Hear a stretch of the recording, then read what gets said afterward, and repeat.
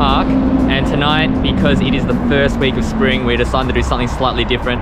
It's not so cold and we are going to ride to City Olympic Park. So for those of you who know, I live in around North Sydney, which is north of the harbour, and Olympic Park is around, I'd say about central Sydney. So there's a good 1 hour ride to get there, and we thought, why not now when it's nice and warm? And then after we destroy ourselves at Sydney Olympic Park, we can just catch the ferry home. So that's the ambitious plan.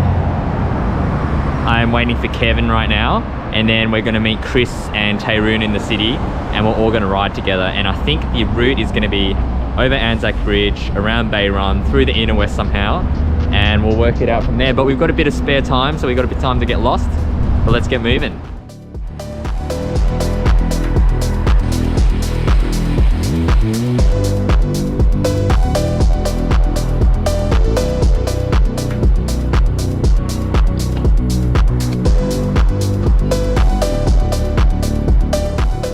There was quite a bit of hustle bustle in the city, and we were actually really slow going. Lots of stopping and starting at traffic lights, getting onto bike lanes, going behind other cyclists.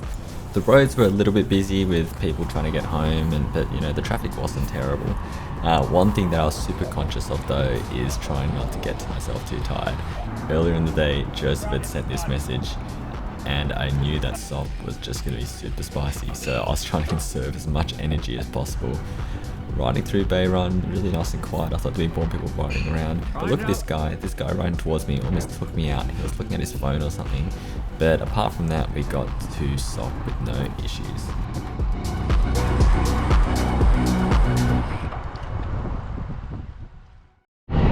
That's it, we made it to Sop. It took us a bit over an hour, but 23k. So there's a lot of stopping and starting, especially getting out of the city. Made it in one piece though. Very good. It's Ollie. Let's go. Let's go, Ollie. Yeah, mate. Alright, so here we go. Here's Pain Train. There was no false advertisement here. The group was enormous tonight. Probably, I think it started with over 20 people, but by the end of the ride, there was less than 10. So you know that people were going to get dropped.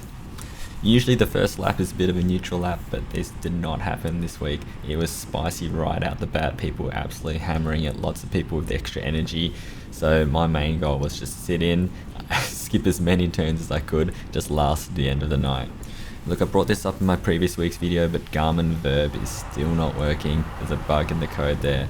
I really don't want to have to pay for telemetry overlay because it's like $150 US, but I'm thinking I might have to just make that jump.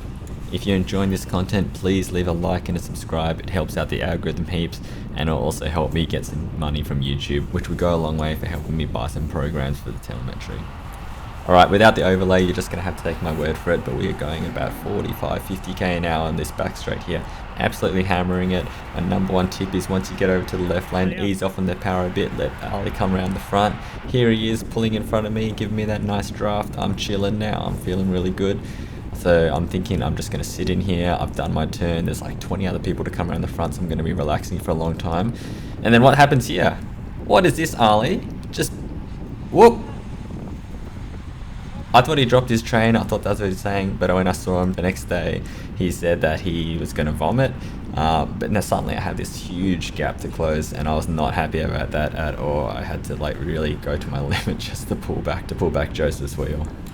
Anyway, I knew that if I rode smart, I sat the draft, and I did decent cornering. The only way that I'd get dropped if I was on the wrong side of a split, so I was super conscious of always trying to stay behind people who I know would close gaps, or I knew who was strong. Anyway, this night was super spicy, so let's get into the footage.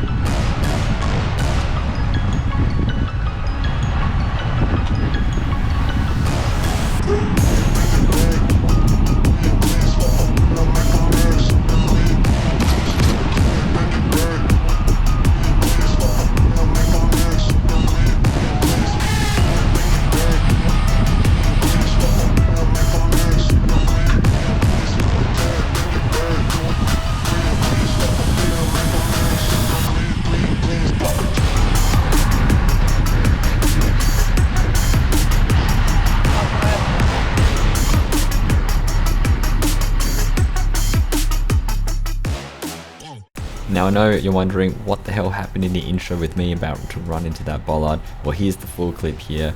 We're going down the main straight here, going about 45k an hour. There's a right hand turn. Unfortunately, there's an oncoming car, so everyone swings out a little bit wider than usual. My front wheel was on the left of the guy in front of me, so I could not go any more to the right, and I was essentially squeezed onto the bollard there. Now I managed to dodge it at the absolute last second, but if I hit that bollard, that would have been lights out for me, I'm pretty sure. At the time, I was a little bit annoyed at that guy that I was following, but in retrospect, probably it was caused by everyone swinging out a bit wider because of that oncoming car, as well as slowing down a bit, and I just had way more speed than everyone else. Oh man, that was an absolute punishment. The guys were smashing at 38.5k an hour average speed, and I'll look at my watts when I get home. But far out, that was quick. I'll be honest, I didn't do many turns. I just hit at the back. Oh, fuck. All right, now, quick Macca's dinner, then it takes 10 minutes to get to the ferry. So, gotta make this quick. Come on. Yeah. I'm so hungry. Now you remember at the start of the video I said that we're going to catch the ferry home. Now because this is late at night, the ferries only come once an hour, and the next one is in about 20 minutes, and it takes about 10 minutes to ride there. So we've got 10 minutes to scoff down our food and make sure we get on that ferry.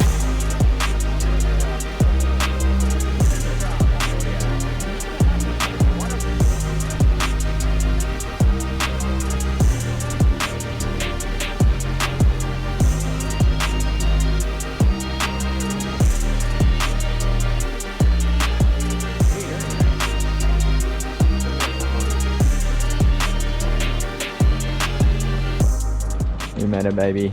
All right, let's go down the ramp. Mate, go over the little ramp, mate. Oh yeah.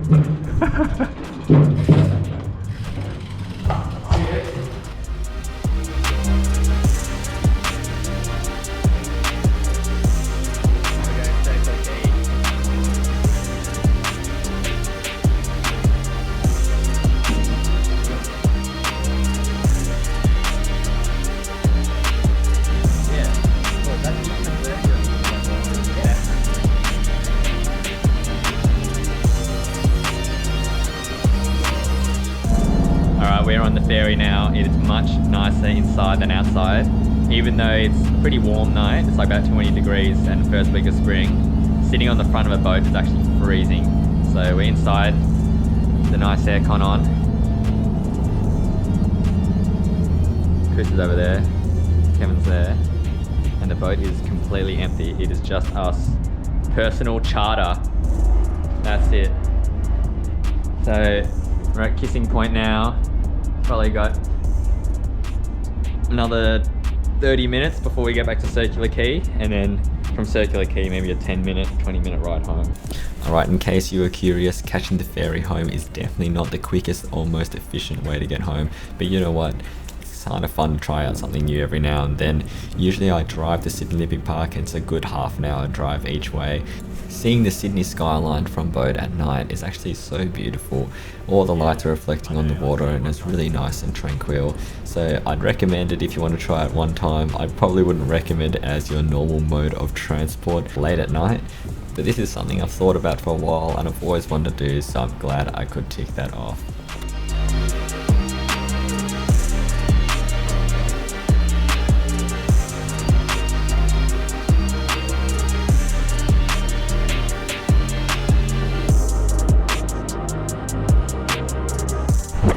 Alright, that's it. It is 11:15 p.m. It is late, and I'm just under 80 Ks, and we're back at Crow's Nest. How was that, man? Cooked. Did you like the ferry ride? Ferry. Anyway, if you've reached the end of the video, thank you so much for sticking around. If you're leaving a comment, thank you very much. I love reading them. It makes my day. Anyway, guys, thanks for watching. Subscribe to the channel, please, and I will see you in the next video. Bye.